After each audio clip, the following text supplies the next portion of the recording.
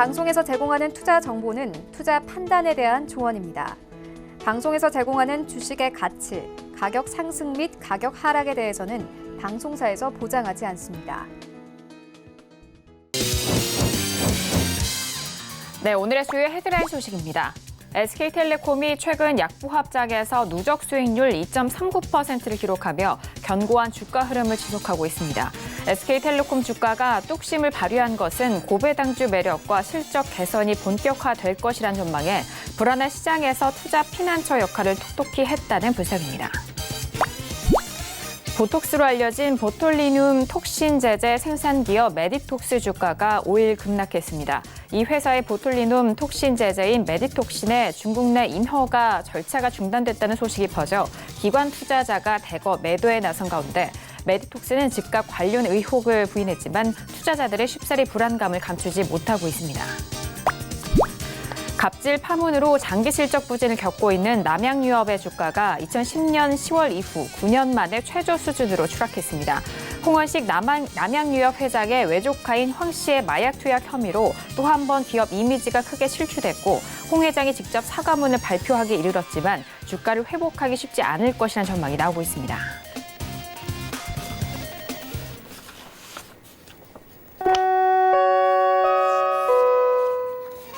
네, 안녕하세요. 평택저널 정석투자 김은혜입니다.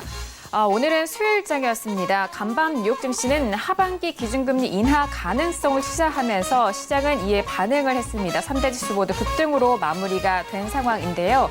한편 오늘 우리 시장은 연일 외국인의 현선물 순매도 속에서 장 초반의 상승세를 장 후반에는 크게 반납하는 상황으로 가까스로 보합권에서 마무리가 된 상황입니다. 오늘 코스닥 시장은 코스피 대비해서는 좀 선방을 보인 상황인데요. 대부분의 업종의 상승과 함께 오늘 코스닥 지수는 700선에 대한 지지를 보여준 상황입니다.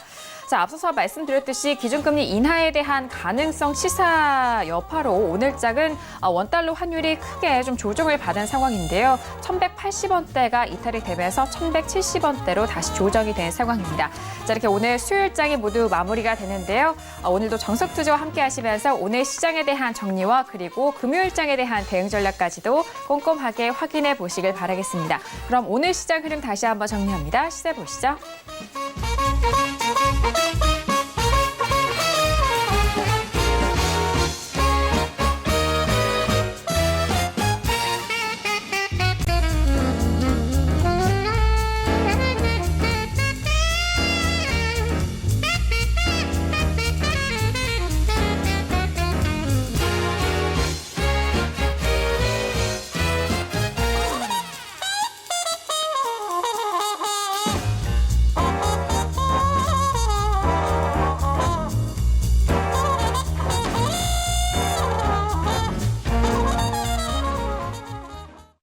네, 수요일장 정석투자 본격적으로 시작해보도록 하겠습니다. 오늘은요, 봉추 선생님과 함께합니다. 봉추 선생님 안녕하세요.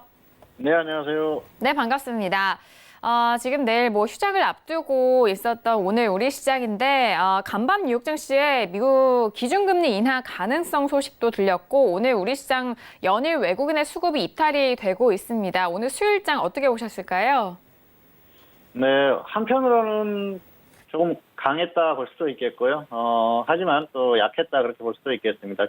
결과를 놓고 봤을 때는 지수가 반등했지만은 하지만 장중의 흐름은 상당히 좀 약했던 그런 흐름이고요. 다행스러운 부분은 이제 미국 시장의 어떤 그 하락이 어느 정도 멈춘 그런 흐름을 보인다는 것이죠. 그래서 향후에는 역시 해외 증시가 중요해지겠다 그렇게 볼 수가 있겠고요. 오늘은 상당히 조금 혼란스러운 장이 아니었나 생각을 합니다. 투자자들의 생각과는 조금 다르게 움직였을 텐데요. 잠시 후에 급락의 결과와 함께 그 원인에 대해서도 분석을 해보는 시간을 갖도록 하겠습니다. 네, 오늘 시장 장 초반과 장 후반에 대한 분위기는 참 달랐습니다. 이 부분 오늘도 정석투자 함께 하시면서 꼼꼼한 분석 함께 해주시길 바라겠고요. 자, 오늘 봉추 선생님과 함께 하도록 하겠습니다. 첫 번째 코너 바로 들어가 보죠. 오늘 첫 번째 코너는 시황 분석론이 기다리고 있습니다. 양 시장에 대해서 전반적인 분석과 함께 그리고 오늘 수요일장 안에서 관심 있게 지켜보신 관심 종목도 만나볼 수 있는 시간입니다. 자, 오늘 뭐 코스피 지수는 장 초반과 장 후반 그리고 장 마감 직전까지 정말 변동성이 계속해서 좀 펼쳐졌었던 상황이고요. 그에 반해 코스닥 지수는 코스피 대비 선방을 좀 보였던 상황입니다. 자, 봉주 선생님 오늘 양 시장에 대한 시황 점검 먼저 도와주실까요? 네, 먼저 등락 결과를 말씀드리도록 하겠습니다. 코스피 같은 경우에는 갭상승 출발 후에 음봉 마감했습니다. 그리고 장중에 한때 하락 전환하기도 했었는데요. 결국은 상승 마감했습니다. 21선을 회복한 게 좀 특징적이라고 볼 수가 있겠는데요. 장중의 흐름은 상당히 약했어요. 미국 시장의 어떤 결과 이런 것들을 봤을 때는 이 정도까지 하락할 그럴 상황인가, 그리고 하락 전환했었다는 게 상당히 조금 어떻게 보면 좀 충격적이다 그렇게 볼 수도 있겠는데요. 굉장히 좀 약한 흐름이 아니었나 생각을 합니다. 상승 마감한 게 다행이다 그 정도로 생각을 할 수가 있겠고요. 코스닥 같은 경우에도 갭상승 출발 후에 상승 음봉 마감했습니다. 그래서 코스피나 코스닥이나 상승하긴 했는데 둘 다 음봉 마감했다는 게 특징이라고 볼 수가 있겠고요. 코스닥은 21선을 확실하게 회복하면서 마감을 했죠.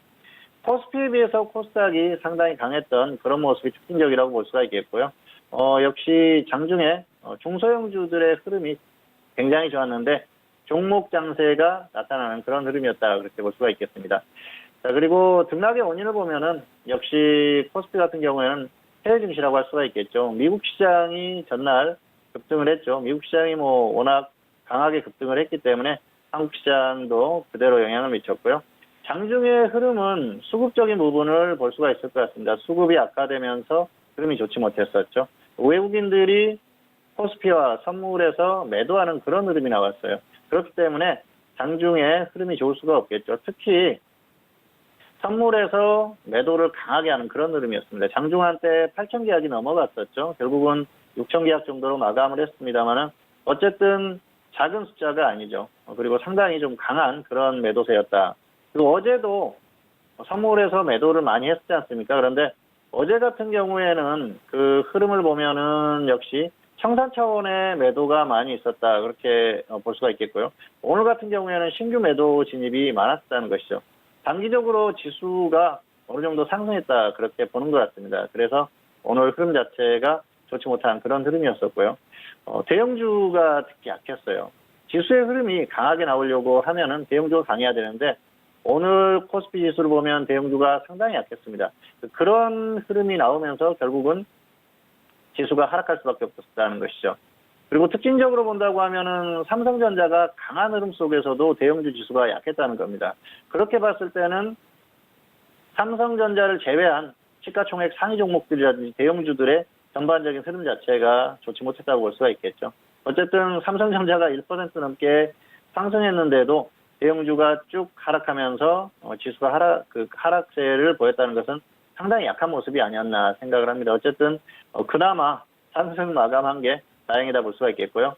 코스닥 같은 경우에는 오늘 수급적인 흐름이 좋았어요. 역시 미국 시장이 상승하면서 갭상승 출발을 했었죠. 그리고 나서 수급적인 흐름도 좋았습니다. 외국인과 기관이 매수하는 그런 흐름이 나오면서 종목들의 흐름도 좋았었고요. 코스닥도 대형주가 약한 흐름이었는데요. 결과론적으로 보면은 지수가 상승했죠. 왜 그럴까요? 중소형주가 굉장히 강한 흐름을 보였었는데요. 코스피 같은 경우에는 지수를 끌고 가는 게 대형주죠. 특히 삼성전자라든지 시가총액 상위 종목들의 비중이 굉장히 큽니다. 삼성전자 하나가 거의 20% 정도의 비중을 차지하지 않습니까? 그런데 코스닥 같은 경우에는 시가총액 1위 종목 셀트리온 헬스케어도 3% 정도밖에 안 돼요. 그래서 대형주들의 흐름이 아주 강하거나 아주 약하거나 그런 흐름이 나온다고 하더라도 중소형주들의 움직임이 반대로 나오면은 그런 다른 움직임이 나온다는 것이죠. 오늘 그래서 코스닥 같은 경우에는 대형주가 아주 강한 흐름은 아니었었지만 중소형주들의 흐름이 워낙 강했습니다. 그러면서 지수가 강하게 반등이 나오는 그런 흐름이었다 그렇게 볼 수가 있겠습니다. 어쨌든 그래서 오늘은 코스닥이 훨씬 강한 흐름이었고요. 종목 장세가 어느 정도 나오는 그 정도 흐름이었다고 볼 수가 있겠습니다. 자, 특이사항을 보면은 역시 코스피는 외국인들의 매도세라고 볼 수가 있겠는데요. 최근에 어떤 전반적인 흐름 자체가 추세적으로 매도하는 흐름이에요. 코스피도 그렇고요. 선물도 그렇고요. 그렇기 때문에 지수 자체가 좋은 흐름이 나오기는 어렵겠죠. 물론 중간중간에 매수하는 타이밍도 있습니다. 그런데 추세적인 흐름 자체가 좋지 않다는 것이죠. 자, 이런 부분은 해외 증시와도 연계돼서 생각을 해볼 수도 있을 것 같은데요. 그렇다고 하더라도 추세적인 어떤 그 흐름, 매도세 이런 것들은 이어질 가능성이 높다는 것이죠. 그래서 이런 부분이 바뀌지 않는다고 하면은 시장의 흐름이 크게 좋아지는 흐름 자체는 좀 어렵지 않나 그렇게 생각을 합니다. 자, 그리고 코스닥은 오늘 중소형주가 강세를 보였는데요. 역시 그 종목 장세가 나올 수 있는 좋은 여건이 조성되지 않았나 생각을 합니다. 자, 오늘 시장에 대한 걸 전반적으로 종합을 해보면은 시장은 상당히 약했다 그렇게 볼 수가 있겠습니다. 사실 코스피가 굉장히 약했죠. 코스닥은 강한 흐름이었는데 코스피 지수가 약했다는 거예요. 미국 시장이 간밤에 그렇게 급등을 하고 호재성 어떤 이슈가 나온 그런 상태에서도 코스피가 강한 흐름을 유지하지 못하고 약했다는 것이죠. 자, 장중에 장 초반에 급등 출발한 이후에 계속해서 하락했지 않습니까? 쭉 빠졌어요. 중간에 강하게 다시 반등을 한다거나 그런 흐름 없이 굉장히 약한 흐름이었습니다. 그리고 장 막판에 가서는 마이너스까지 전환됐기 때문에 상당히 약한 모습이었었죠. 이런 모습은 시장이 시작했을 때만 해도 좀 생각하기 좀 어려운 그런 흐름이 아니었나 생각을 하는데요. 조정은 좀 받을 수 있다고 생각을 할 수 있습니다. 그런데 이 정도까지 약할 흐름인가? 그거에 대한 좀 의문이 생길 수가 있겠죠. 왜냐하면은 어젯밤에 미국 시장이 강하게 반등했었고요. 그리고 최근에 시장에 영향을 주던 장중의 미국 선물 같은 경우에도 괜찮았습니다. 상승했었고요. 또 강한 흐름도 보였어요. 그리고 중국 시장도 나쁘지 않았죠. 이런 흐름들이 복합적으로 어우러졌는데도 불구하고 시장의 흐름이 좋지 못했다는 것이죠. 그래서 전반적으로 이런 사항들을 종합해보면은 오늘 흐름 자체는 상당히 좋지 못한 그런 흐름이 아니었나 생각을 하고요. 이런 것들은 추세적인 어떤 흐름일 가능성이 상당히 높다고 봅니다. 다만 단기적으로는 우리가 좀 생각해 볼 부분이 있습니다. 사실 이번 주에 월요일에 급등이 나왔지 않습니까? 지난주 목요일, 금요일 지수가 지지를 하면서 어느 정도 반등할 수 있는 계기를 만들었고요. 그리고 월요일에 급등을 했었죠. 근데 월요일 급등은 상당히 좀 인위적이다 싶을 정도의 흐름이었어요. 왜냐하면은 당시 미국 시장이 굉장히 좋지 못했었고요. 그리고 장중에 미국 선물도 굉장히 좋지 못했습니다. 중국 시장도 좋지 못했었죠. 전반적으로 이렇게 좋지 않은 상황에서 외국인들의 강한 매수세가 들으면서 강한 반등이 나왔다는 것이죠. 물론 한국 시장이 해외 증시와 반드시 연동하라는 법은 없습니다. 그렇기 때문에 한국 시장 자체적으로 움직일 수는 있지만은 너무도 그 다른 흐름을 보였었기 때문에 상당히 인위적이라고 볼 수가 있겠고요.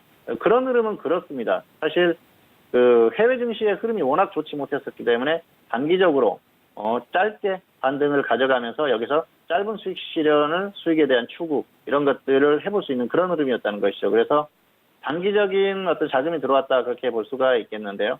다만 이제 오늘 같은 경우에는 어제 미국 시장의 어떤 그 지지 이런 게 확인이 되는 흐름이고요. 향후에 또 반등이 조금 더 나와준다고 하면은 최소한 미국 시장이 지지된다고 하면은 한국 시장은 조금 더 반등이 가져갈 수 있는 그런 여력은 있다는 것이죠. 어쨌든 한국 시장 같은 경우에는 단기적으로 월요일에 과매수가 나오고 그런 후유증이 나왔지만은 오늘 같은 경우에 좀 후유증이 나왔다고 봐야겠죠. 그리고 월요일, 화요일, 수요일 이렇게 3일 동안 반등이 나올 게 월요일 하루에 나왔다. 그래서 오늘 결국 고압분까지 하락했다 이렇게 보면 맞을 것 같고요. 이제 향후의 흐름 자체는 역시 해외 증시가 상당히 중요해졌다. 이렇게 보시면 될 것 같습니다. 자, 화면을 보면서 조금 더 설명을 드리도록 하겠습니다. 네, 코스피 지수인데요. 코스피 같은 경우에는 자 보시면은 오늘 갭 상승 출발 후에 결국은 상승했지만 음봉 마감했습니다. 그래서 흐름이 그렇게 아주 강한 흐름이 아니었고요. 보합권에서 마감했다는 건 상당히 약한 흐름이 아니었나 생각을 합니다. 자, 코스닥 같은 경우에는 갭 상승해서 그래도 어느 정도 갭을 유지하면서 마감을 했죠. 코스닥은 상당히 좀 강한 흐름이 아니었나 생각을 하고요. 자, 코스피 같은 경우에는 대형주가 약했어요. 대형주가 거의 보합권에서 마감을 했지 않습니까?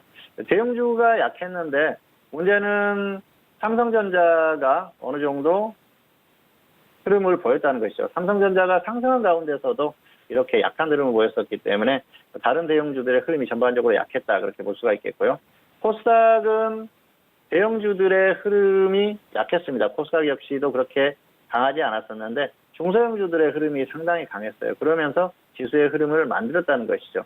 코스닥 같은 경우에는 중소형주들의 시가총액 비율이 코스피에 비해서 큽니다. 그렇기 때문에 중소형주들이 움직이는 흐름 속에서도 충분히 이렇게 지수가 나온다는 것이죠. 다만 코스피 같은 경우에는 이렇게 소형주, 중소형주가 흐름이 좋았음에도 불구하고 지수가 강하게 반등하지 않는 흐름이었습니다.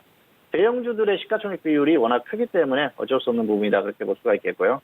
자, 오늘 이런 모습이 나온 원인, 코스피의 약세 이런 그 흐름이 나온 원인을 보면은 역시 수급을 볼 수가 있겠죠. 수급을 보면은 외국인들이 코스피 그리고 선물에서 대량 매도를 했어요. 코스피 같은 경우에는 뭐 대량 매도라고까지 할 정도는 아닙니다만 어쨌든 기관의 매수에 비해서는 훨씬 많은 금액을 매도를 했죠. 그러면서 시장이 좋을 수 없는 그런 흐름이었었고요.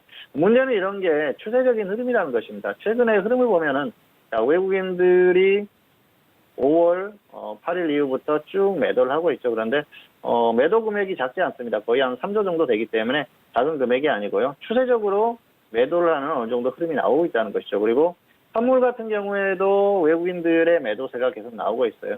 그렇기 때문에 단기적인 어떤 그 흐름뿐만 아니고 추세적인 흐름 자체에도 그렇게 강하게 나올 만한 그런 흐름은 아니라는 것이죠. 그래서 시장의 흐름 자체가 좋지 않은 것입니다. 물론 최근에 시장이 이렇게 움직이고 외국인들의 매도세가 나오는 이런 구간에서 중요한 역할을 했던 게 바로 해외 증시예요. 해외 증시 같은 경우에는 최근에 흐름 자체가 좋지 않았었죠. 특히 미국 시장이 조정을 많이 받았습니다.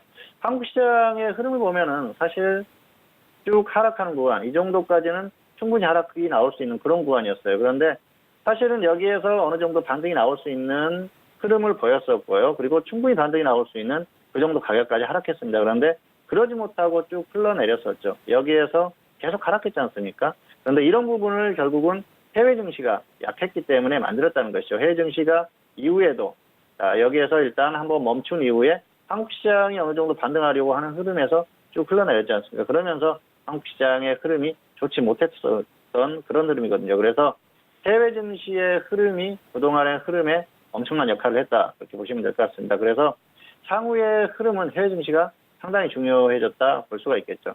자, 왜냐하면은 한국 시장은 이번 주에 반등이 꽤 강하게 나왔었죠.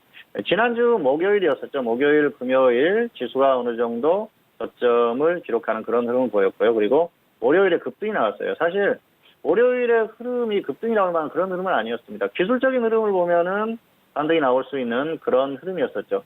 기술적인 흐름 자체로는 역시 반등이 나올 수 있는 흐름이었지만 여건 자체가 그렇지 않았다는 것입니다. 해외 증시가 상당히 약했고요. 미국 시장, 정규장 그리고 또 미국 선물의 흐름이 좋지 못했었고 뭐 중국 시장도 마찬가지죠. 그런 흐름 속에서 한국만 나홀로 굉장히 강하게 반등이 나왔어요.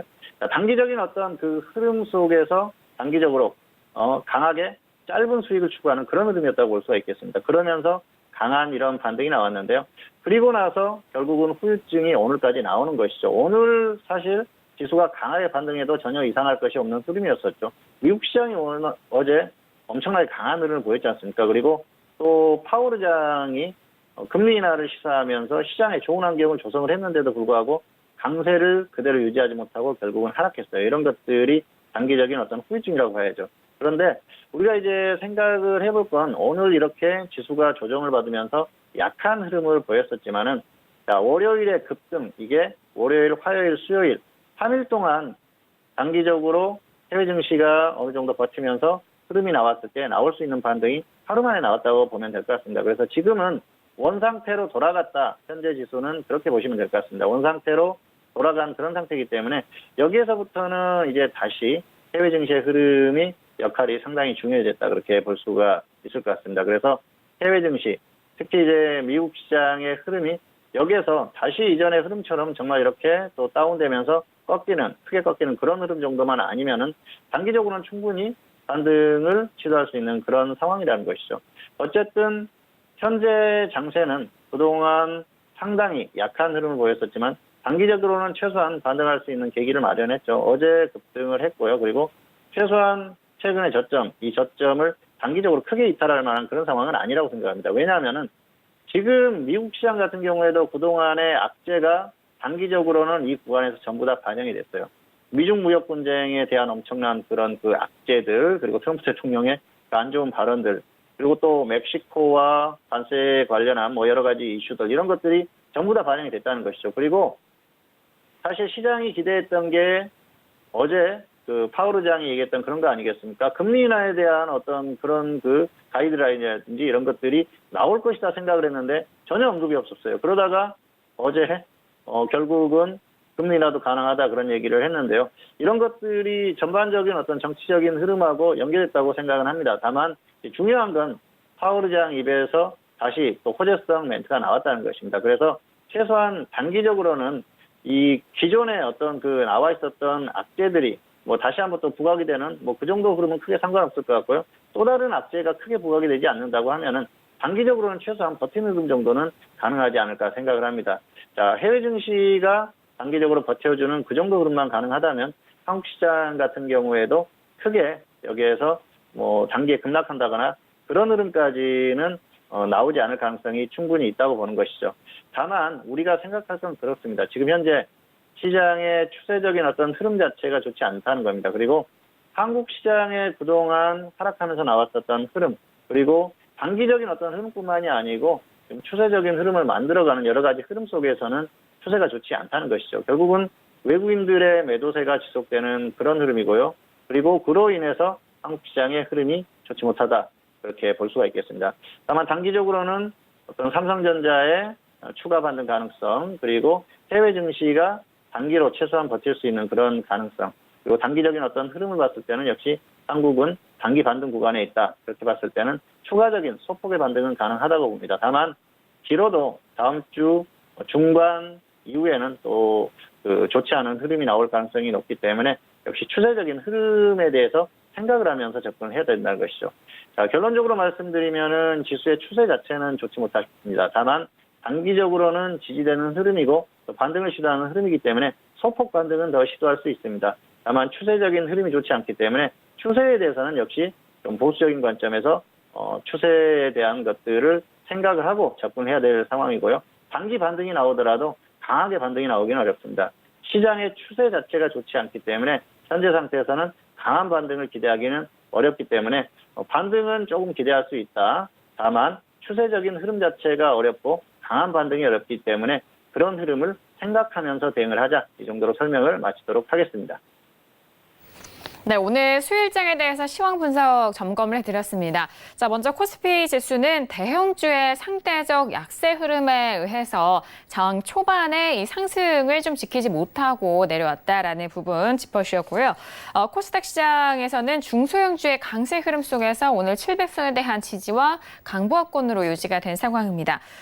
그리고 오늘 좀 특이사항 다시 한번 좀 살펴드리면은요. 코스피 시장에서는 외국인의 매도세가 오늘은 현선물 쪽에서 모두 나왔고, 코스피와 선물, 이 현선물에서 나왔고, 그리고 코스닥 시장에선 중소형주의 강세 흐름을 다시 한번 좀 점검해드리도록 하겠습니다.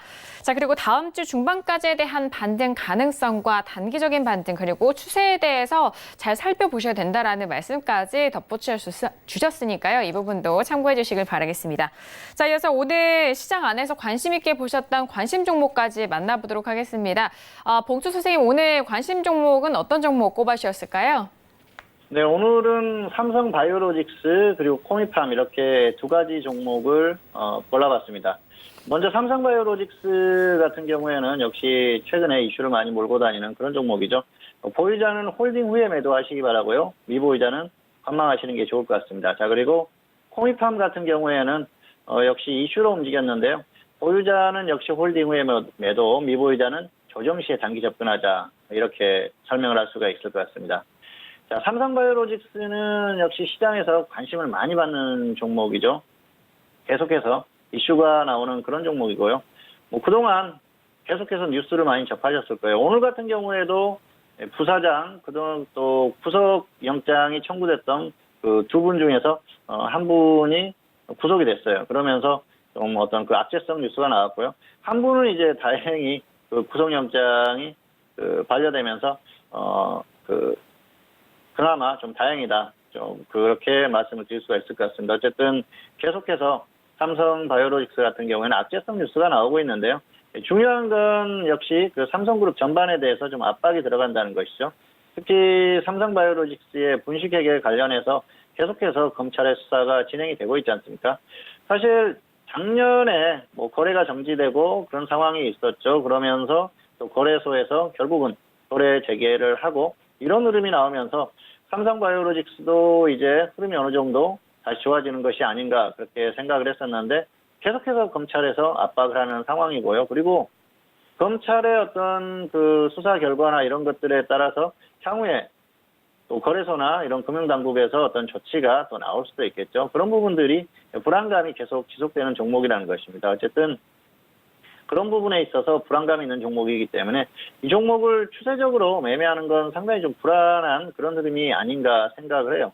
자, 그리고 그동안에 이 삼성바이오로직스에 대해서는 실적에 대한 기대감이 굉장히 컸지 않습니까? 왜냐하면은 계속해서 적자가 나던 기업이었어요. 그러던 것이 최근에 작년 같은 경우에 역시 그 뭐 흑자 전환을 하고 그런 흐름들이 나왔지 않습니까? 그런데 최근의 흐름을 보면은 다시 또 적자가 발생하고 그런 상황이에요.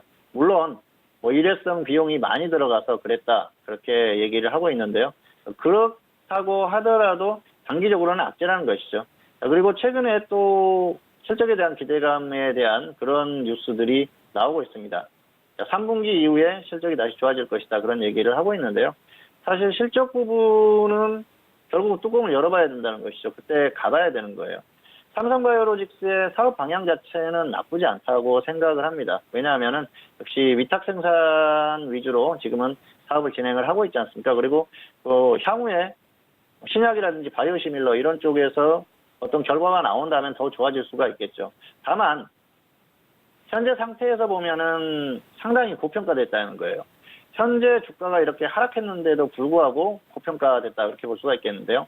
평타천동 기술특허 적정 주가로 보면은 93,300원입니다. 그래서 지금 현재 주가보다도 현저히 낮죠. 3분의 1 정도밖에 되지 않는데요. 이 적정 주가 대비해서도 고평가되어 있는 그런 흐름이고요. 그리고 실제로 매출이라든지 이런 것들이 나오는 걸 비교를 해도 굉장히 고평가됐다 볼 수가 있겠죠. 자, 왜냐하면은 셀트리온 같은 경우에는 지금 실적이 어마어마하게 나오고 있지 않습니까? 그럼에도 불구하고 시가총액이 삼성바이오로직스하고 뭐 한때 거의 비슷한 그런 흐름이었었죠. 그러다 보니까 이게 역시 고평가되어 있다고 여전히 평가를 할 수가 있는 거고요. 지금 단기적으로 실적이 매출이 적자가 나느냐 흑자가 나느냐 그런 지금 그 왔다 갔다 하는 그런 분위기지 않습니까? 그래서 이 셀트리온이나 이런 기업들하고 비교하면은 아직까지는 이 정도의 주가가 상승할 만한 그런 가치가 있을까 그렇게 생각을 해볼 필요가 있다는 것이죠. 물론 주가라는 게 미래 가치를 반영하는 경우가 큽니다. 그리고 미래의 어떤 그 가치 그런 것들에 대한 기대감들이 들어가 있죠. 또 바이오 같은 경우에는 특히 거품이 많이 끼어 있는 게 일반적이다 볼 수가 있겠고요. 삼성바이오로직스 같은 경우에는 역시 삼성그룹의 어떤 바이오 기업 이런 상징성이 있죠. 삼성그룹이 미래 먹거리로 바이오를 선정을 했고요. 그리고 그걸 대표하는 기업이 끌고 가는 기업이 결국은 삼성바이오로직스 아니겠습니까? 그래서 이 삼성바이오로직스의 주가에 대한 어떤 흐름 그런 것들에 대한 기대감을 갖는 건 뭐 충분히 이해를 합니다.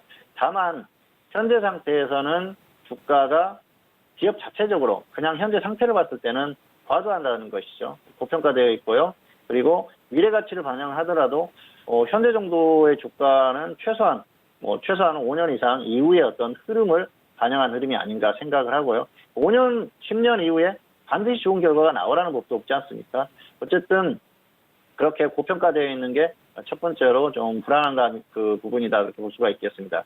자, 그리고 이 지금 기업에 대해서 계속해서 검찰 조사라든지 이렇게 뭐 금융당국에서 조사를 한다든지 안 좋은 이슈가 따라다니는 기업이에요. 그렇다고 보면은 주가가 꾸준히 추세적으로 상승할 수 있는 그런 힘을 발휘하기가 어렵거든요. 상승을 하다가도 꺾이는 경우가 잦고요. 그리고 혹시라도 악재가 나오는 그런 상황이 되면 계속해서 좋지 않은 흐름이 나오는 것이죠. 자, 그리고 문제는 이제 그 어떤 검찰의 수사 결과 이런 것들에 따라서 뭐 또 대형 악재가 나올 수도 있는 부분이기 때문에 그런 부분까지 두루 이렇게 생각을 해서 대응하자는 것입니다. 그래서 삼성바이오로직스 같은 경우에는 단기적으로 좀 낙폭이 과했을 때 매매하는 정도면 충분하다 그렇게 볼 수가 있겠고요. 추세적으로 끌고 가는 건 조금 아니지 않나 생각을 합니다. 화면 잠깐 보시도록 하겠습니다. 네, 삼성바이오로직스의 최근의 흐름이죠. 최근에 저점에서 쭉 횡보를 하다가 5월 31일이었었죠. 반등이 나왔고요. 또 어제 반등이 나왔어요. 그러면서 현재 상태로 보면 단기적으로는 반등을 어느 정도 시도하는 그런 흐름입니다. 그리고 지수가 지금 뭐 단기적으로 크게 무너지는 흐름 정도는 아니기 때문에 이 정도 흐름이 나온다고 생각을 하고요. 그렇기 때문에 보유하신 분들은 조금 더 끌고 가도 된다는 것이죠. 다만 추세적으로 길게 끌고 가는 흐름 정도까지는 어렵다는 것입니다. 결국은 이 종목의 추세는 좀 어렵지 않나 생각을 하고요. 다만 여기서 다시 꺾여서 저점 있다라는 흐름이 나오면 그때도 정리를 하자는 것입니다. 그리고 없는 분들 같은 경우에는 무리해서 접근할 필요가 없어요. 뭐 이런 흐름이 나왔을 때 기술적인 흐름을 보고 여기서 단기적으로 접근하는 것들은 가능합니다. 그런데 추세적으로 흐름 자체가 어렵기 때문에 굳이 뭐 악재성 뉴스가 계속 나오는 종목을 접근할 필요가 있을까 그렇게 생각을 하고요. 자, 추세적인 흐름을 보면은 역시 상장 이후에 계속 상승하다가 고점을 기록했죠. 자, 그리고 조정을 받고 여기서 반등이 나왔습니다. 바이오가 전반적으로 뭐 반등이 조금 시도하는 그런 흐름이었다고 볼 수도 있는데요. 여기에서 나오는 반등은 마무리성 반등일 가능성이 상당히 컸습니다. 왜냐하면은 위에서 매수한 기관이나 외국인들도 많거든요. 그래서 이 정도 반등이 나왔는데 당시에 개인 투자자들이 여기에서 접근해서 아직도 홀딩하고 있는 분들이 분명히 많을 거라고 생각을 합니다. 그래서 상당히 안타까운 흐름이라고 생각을 하고요. 그리고 나서 결국은 고점을 뚫지 못하고 쭉 빠졌지 않습니까? 그리고 악재가 발생하면서 급락까지 했죠. 자, 그리고 이제 거래가 재개되고 나서 흐름 자체가 어떻습니까? 처음에는 흐름이 강하고 계속해서 갈 것 같은 흐름이었지만 결국은 쭉 흘러내리고 저점 이탈하는 흐름까지 나왔지 않습니까? 자, 보시면은 28만 1,000원이 최저점인데요. 여기도 28만 1,000원 다행입니다. 저점을 이탈하지 않는 게. 절묘하게 딱 찍고 반등이 나왔는데요. 이런 것들을 보고 아마 그 차트의 어떤 흐름을 봤을 때는 저점을 기록했구나. 이제 추세적으로 가는 게 아닌가 그렇게 생각하실 수도 있을 것 같습니다. 그런데 주가의 흐름이 그렇게 기술적인 흐름으로만 단순하게 움직인다고 하면 좋겠죠. 그런데 그렇게 생각하기는 어려운 것이죠. 그리고 역시 고평가되어 있는 그런 종목이고요. 또 추세적인 흐름이 추세적으로 완전히 끝났어요. 지금 벌써 고점을 기록한 게 2018년 4월입니다. 그런데 주가가 쭉 하락하다가 저점을 기록하고 중간에 반등이 나온다거나 하는 흐름이 나와주면 좋은데 계속해서 저점을 이탈하는 흐름을 보이고 있지 않습니까? 여기에서 저점을 이탈하면은 추세적으로 계속 이어질 가능성이 높고요. 낙폭이 상당히 더 커질 수도 있습니다. 그렇기 때문에 여기에서는 굳이 무리할 필요가 없다는 것이죠. 그래서 보유하신 분들은 조금 더 반등하면 매도를 하시기 바라고요. 그리고 보유하지 않는 분들은 굳이 무리해서 접근할 필요는 없다. 이렇게 설명을 드리겠습니다. 자, 두 번째 종목은 코미팜입니다. 코미팜 같은 경우에는 최근 흐름이 좋죠. 어제였었죠. 굉장히 강하게 급등을 했었고요. 그리고 그 이전에도 흐름이 어느 정도 나왔습니다. 괜찮은 흐름을 보이고 있는데요. 아프리카 돼지열병 관련주에 편입이 됐어요. 이 종목이 아프리카 돼지열병 예방 백신을 개발에 성공했다. 그런 이슈가 나오면서 강한 흐름이 나오고 있어요. 단기적으로 어느 정도 흐름이 나오지 않을까 생각을 합니다. 최근 시장에서 가장 핫한 테마 중에 하나가 아프리카 돼지열병 관련주죠. 뭐 석회를 생산하는 시멘트 관련주라든지 백신주라든지 또 방역 관련주라든지 다양하게 움직이고 있는데요. 백신이 현재까지 나와 있는 게 없어요. 아프리카 돼지열병 같은 그 관련한 그 병 같은 경우에는 이게 치사율이 거의 100%라고 합니다. 그래서 돼지가 병에 걸리면은 거의 지금 뭐 사망하는 그런 상황이기 때문에 상당히 위험하죠. 그리고 뭐 중국이라든지 또 몽골 이런 쪽에서만 발생을 했는데 결국은 북한에 들어왔다. 뭐 그런 그 이슈가 나왔었죠. 그리고 빠르게 남아할 수 있다고 정부에서도 발표를 했지 않습니까? 그러면서 이 파주나 뭐 이런 쪽에 방역을 엄청 열심히 하고 있답니다. 그래서 이 관련주들이 움직임이 나올 것 같고요. 아무래도 북한이라는 나라 자체가 방역이라든지 이런 것들에 취약할 수밖에 없기 때문에 그런 면에서 불안감이 있는 것이죠. 결국은 이 아프리카 돼지열병 같은 경우에도 북한 전역에 이렇게 그 확산이 되는 그런 흐름이 나온다고 하면은 한국 같은 경우에도 상당히 위험하다고 할 수가 있겠죠. 뭐 휴전선 하나 두고 이렇게 또 그 갈라져 있지 않습니까? 그래서 뭐 멧돼지라든지 이런 것들이 언제든지 내려올 수 있다. 그렇게 얘기를 하는데요. 어쨌든 이슈가 계속 나올 가능성이 크고요. 그래서 관련한 종목들의 움직임이 계속해서 나올 가능성이 상당히 크다고 봅니다.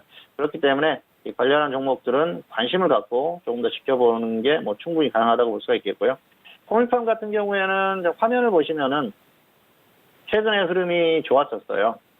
이전에 한번 움직임이 나왔었고요. 그리고 나서 다시 어제 급등을 했었죠. 그리고 조정을 받았습니다. 그래서 지금 같은 경우에는 가격적으로 조금만 더 조정을 받으면 충분히 단기적으로 관심을 가져볼 만한 그런 상황이 아닌가 생각을 합니다. 그래서 보유하신 분들은 지금 오늘 낙폭이 큽니다. 거의 15% 가까이 하락했기 때문에 여기에서 던지기는 허무하죠. 물론 위에서 매수하신 분들은 조금 위험할 수도 있죠. 그런데 손절가를 정해서 대응하시기 바라고요. 이 보유하신 분들은 웬만하면은 단기 흐름이 살아있기 때문에 조금 더 홀딩해 보십시오. 좀 조정받더라도 가지고 계시다가 완전하게 빠져버리면 그때는 손절을 해야겠죠. 그런데 그런 흐름 정도만 아니라면 다시 한번 또 반등을 시도할 가능성이 있기 때문에 조금 더 홀딩을 했다가 매도하시는 것도 괜찮을 것 같고요. 미보유자는 조금만 더 조정을 받으면은 단기적으로 한번 접근해 보시는 것도 괜찮을 것 같습니다. 역시 이 테마 자체가 당분간은 움직일 가능성이 크고요. 물론 종목에 따라서 움직이는 편차가 다를 수가 있습니다. 다만 이 코미팜 같은 경우에는 역시 현재 그 백신이 나와 있는 게 없기 때문에 어느 정도 충분한 메리트가 있지 않나 생각을 합니다. 그래서 조정을 받았을 때는 단기적으로 충분히 접근해 볼 만한 그런 상황이라고 생각을 하고요. 물론 기업 흐름이나 실적이나 이런 게 좋은 그런 기업은 아니에요. 그렇다 보니까 이렇게 좀 재무 구조라든지 이런 것들이 약간 불안한 상태에서는 비중을 많이 들어갈 그런 상황은 아니고요. 개별주 차원에서 소액으로 좀 접근해 보는 건 충분히 가능하다. 이 정도로 설명을 마치도록 하겠습니다. 네, 오늘장 관심 종목 두 가지 종목에 대해서 구체적으로 알아봤습니다. 자, 먼저 첫 번째 관심 종목은 삼성바이오로직스였습니다. 오늘장은 약보합 마감 속에서 31만 2천 원에 장을 마쳤는데요. 보유자는 홀딩한 이후에 조금 더 홀딩한 이후에 매도에 대한 의견과 하지만 미보유자에 대해서는 관망에 대한 의견을 주셨습니다. 자, 그리고 코미팜이 두 번째 관심 종목인데요. 코미팜은 전일장에도 급등으로 좀 마무리가 됐고 오늘장 같은 경우에는 13%가 넘는 하락으로 마무리가 됐습니다. 25,050원인데요. 보유자는 조금 더 홀딩한 이후에 매도에 대한 의견과 그리고 미보유자는 가격대 조정 시 단기 접근 가능하다라는 전략도 짜주셨으니까요. 두 가지 관심 종목에 대해서 다시 한번 확인해 보시고 대응해 보시길 바라겠습니다. 자, 지금 시각은 10시 34분 지나가고 있습니다. 오늘 수요일장에 뉴욕 증시가 개장이 된 상황인데요. 전일장 뉴욕 증시 2% 넘는 급등으로 좀 마무리가 됐습니다. 금리 인하에 대한 가능성을 시사하면서 시장이 좀 반응을 한 상황인데 오늘도 역시나 3대 지수 모두 상승 출발이 된 상황입니다.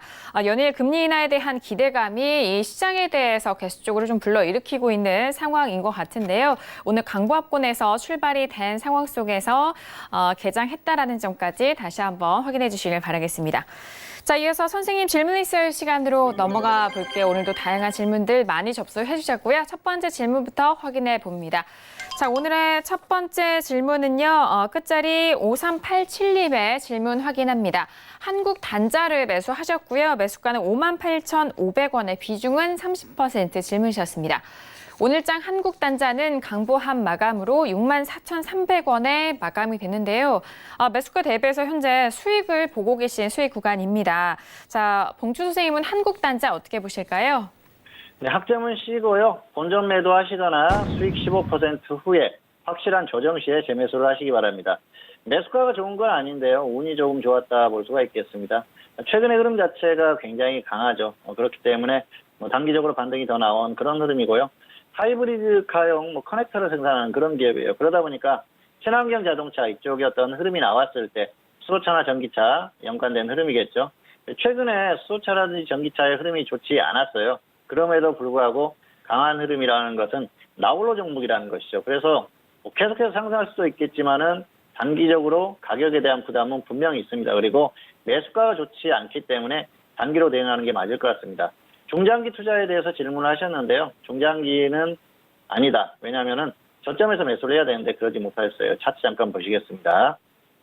58,500원에 매수하셨는데요. 여기에서 매수하셨어요. 그래서 기술적으로 보면은 21선 아래니까 잘 매수한 게 아닌가 그렇게 생각을 하실 수도 있습니다. 그런데 이 정도면은 매수가가 너무 높죠. 사실 매수가 자체가 너무 높지 않습니까? 거의 고점에서 조정을 거의 안 받았어요. 물론 여기에서 매수하셨다고 하면은 단기 저점 후에 반등하는 구간에서 잘 매수했다고 생각하실 수도 있습니다. 그런데 매수가가 이렇게 높을 때는 단기로 짧게 대응하는 게 맞습니다. 자, 그래서 이 흐름이 조금 더 나와주면은 15% 정도 적당히 수익을 노려보시고요. 하락했을 때는 일단 매수가를 생각해서 본전에 매도를 하자는 것이죠. 이 매수가가 이렇게 높은데도 불구하고 하락했는데 계속해서 홀딩을 하고 가져가다 보면은 낙폭이 단계 굉장히 커질 수 있거든요. 그때는 손절을 못 합니다. 계속 하락한다고 하더라도 손절을 못 해요. 그래서 이렇게 매수를 높게 하고 반등이 나왔을 경우에 다시 본전이 오면은 그때는 정리를 하는 게 맞습니다. 그리고 매수가 대비해서 수익을 아주 크게 잡다가 보면은 결국은 본전 아래로 내려올 가능성이 높다는 것이죠. 그리고 최근에 어떤 흐름이나 이런 것들을 봤을 때는 단기 반등은 충분히 나왔다고 보고요. 흐름 자체도 지금은 여기에서 꺾일 가능성이 높습니다. 시장이 뭐 엄청나게 급등하는 그런 흐름도 아니고요. 그리고 테마주, 전기차라든지 수소차 이런 것들이 엄청나게 지금 상승하는 그런 흐름 정도도 아니기 때문에 추세적으로 보기에는 좀 어려운 구간이다 그렇게 볼 수가 있겠고요. 매수 자체도 좋지 않기 때문에 단기로 보는 게 맞을 것 같습니다. 자, 어쨌든 이 종목은 본전 매도하시거나 수익 15% 매도 후에 확실하게 조정을 받았을 때 최소한 121선을 이탈을 해서 확실하게 조정을 받았을 때 다시 한번 접근하시는 게 좋을 것 같습니다. 네, 한국 단자에 대해서 진단해드렸습니다. 학점은 C학점으로 확인이 됐고요. 중장기 투자에 대해서 물어보셨는데 중장기 투자에 대해서는 좀 반대하신다라는 의견이시고 단기 투자로 좀 접근하셔라라는 말씀이십니다. 본전 매도 또는 수익은 15% 후에 확실한 조정 시 재매수에 대한 의견이셨는데요.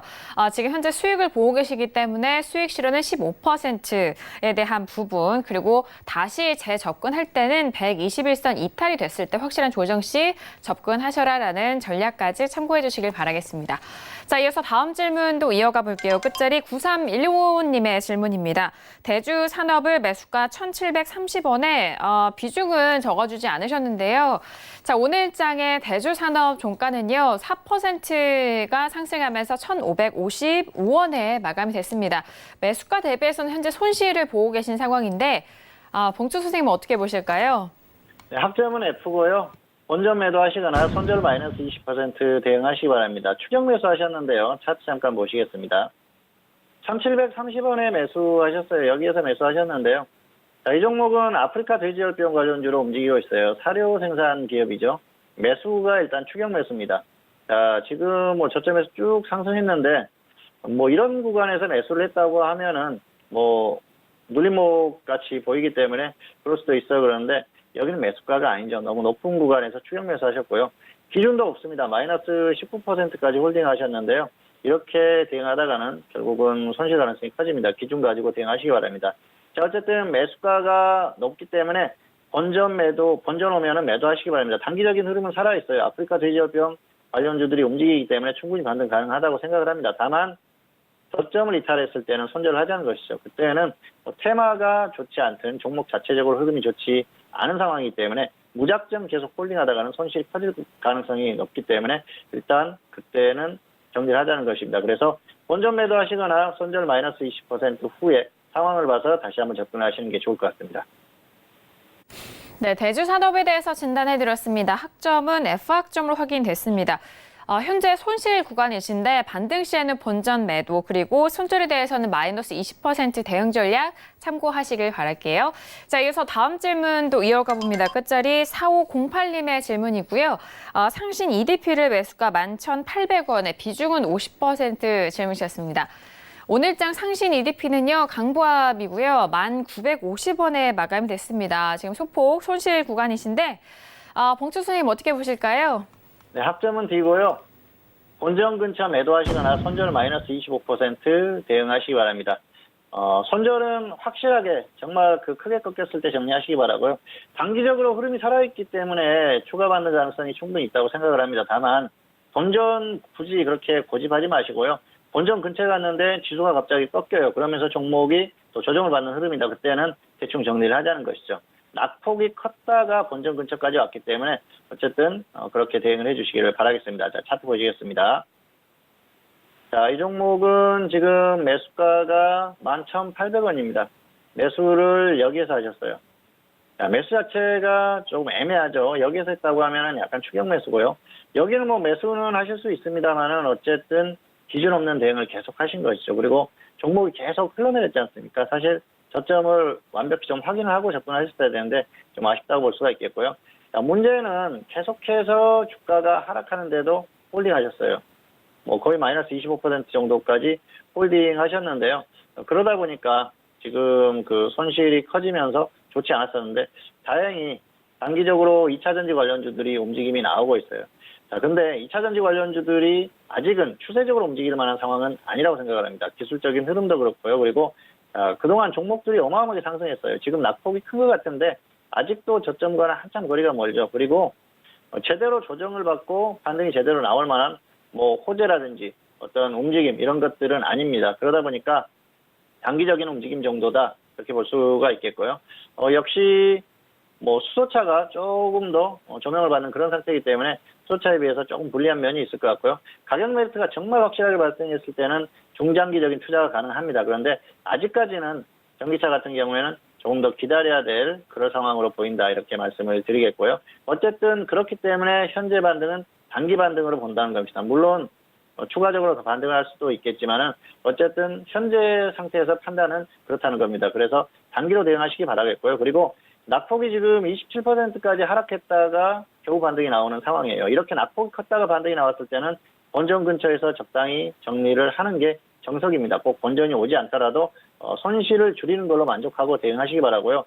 그리고 여기에서 갑자기 하락했을 때는 확실하게 꺾이면서 저점 이탈하는 흐름 정도까지 나왔을 때 마이너스 25% 정도까지 하락한다면은 그때는 단기적인 반등의 흐름이 끝났다고 보시고 정리를 하시기 바랍니다. 조금 조정받는 것 정도는 충분히 감내할 수 있죠. 그런데 완벽하게 다시 무너지는 흐름이 나왔을 때는 정리를 하자는 것이죠. 비중이 50%지 않습니까? 비중과 상관없이 계속 홀딩하다가는 손실이 어마어마하게 커질 수 있기 때문에 반드시 기준대로 하시기를 바라겠습니다. 본전 매도나 마이너스 25% 손절 이렇게 대응하시기를 바라겠습니다. 네, 상신 EDP에 대해서 진단해드렸습니다. 학점은 D학점이고요. 본전 근처 매도 또는 손절에 대해서는 마이너스 25% 매도 전략까지 참고해 주시길 바라겠습니다. 자, 오늘도 선생님 질문 있어요 시간을 통해서 다양한 질문들에 대한 상담 도와드렸습니다. 말씀드린 내용에 대해서는 투자 판단에 대한 조언이고요. 해당 상품의 가치와 수익률을 보장하지 않는다는 점 다시 한번 유의해 주시길 바라겠습니다. 자, 오늘 수요일장에 대한 전반적인 정리 함께 도와드렸습니다. 내일은 현충일로 쉬어가고요. 그리고 금요일장이 남아있는데 금요일장에 대한 전망도 들어보도록 하겠습니다. 자, 봉주 선생님, 금요일장 우리 시장 어떻게 전망하실까요? 네, 일단 추세적인 흐름에 대해서 말씀을 드리면은 추세는 결정이 됐다고 봅니다. 단기 반등이 나오고 있지만은 추세 자체는 완전히 무너지는 흐름이기 때문에 추세가 강하게 나오긴 좀 어렵다고 보고요. 다만 단기는 해외 증시에 영향을 받을 가능성이 큽니다. 자, 그런데 뭐 전반적인 상황을 봤을 때는 해외 증시가 단기에 무너지는 흐름 정도는 아니라고 보고요. 한국 시장도 최소한 단기적으로 버티거나 소폭 반등을 시도할 가능성이 충분히 있다고 봅니다. 자, 그래서 최소한 금요일장 같은 경우에는 역시 추세적으로 추가적으로 조금 더 반등을 시도하거나 최소한 버티는 흐름 정도는 가능하다 그렇게 보고 있습니다. 물론 뭐 폭등하는 정도의 흐름이 나오기는 어렵겠죠. 뭐 해외 증시가 갑자기 정말 폭등한다거나 그런 흐름이 나왔을 때는 좀 강하게 반등을 시도할 수는 있겠지만은 한국 시장의 추세 자체가 무너진 상태이기 때문에 뭐 폭등세를 보인다거나 그런 흐름은 어렵습니다. 다만 버티고 조금 더 반등을 시도할 가능성은 충분히 있다고 보고요. 금요일 같은 경우에는 뭐 장 흐름에 대해서는 크게 이렇게 걱정할 만한 그런 흐름 정도는 아니라고 봅니다. 그래서 현재 예상으로는 조금 더 반등을 시도할 가능성이 높다. 이렇게 정리를 하도록 하겠습니다. 네, 추세는 이미 결정된 상황 안에서의 좀 흘러가고 있는 흐름이고 거기에 더불어서 단기 해외 증시의 영향은 여전히 유효한 상황이다. 단기적 반등에 대한 부분도 여전히 좀 남아있다라는 상황까지 말씀해드렸고요. 짧은 반등 구간 유지 이후에 재하락이 예상되는 만큼 큰 그림과 그리고 그 안에서의 세밀한 전략까지도 참고해 주시길 바라겠습니다. 자, 오늘 수요일장 봉추 선생님과 함께 했는데요. 함께해 주신 봉추 선생님과는 여기서 인사 나누도록 하겠습니다. 오늘 말씀 감사합니다. 감사합니다. 네, 오늘 저희가 준비한 소식과 내용은 여기까지입니다. 내일 현충일인데요. 좀 쉬어가는 장이지만 저희 정석투자가 그동안 또 방송했었던 내용을 모아서 하이라이트로 여러분들을 찾아가고 있으니까요. 그동안에 놓치셨던 교육이라든지 다양한 특징 내용들 내일 저희 방송을 통해서 확인해 주시길 바라겠습니다. 그럼 저희는 금요일장에 뵙도록 하겠습니다. 함께해 주신 여러분 오늘도 고맙습니다.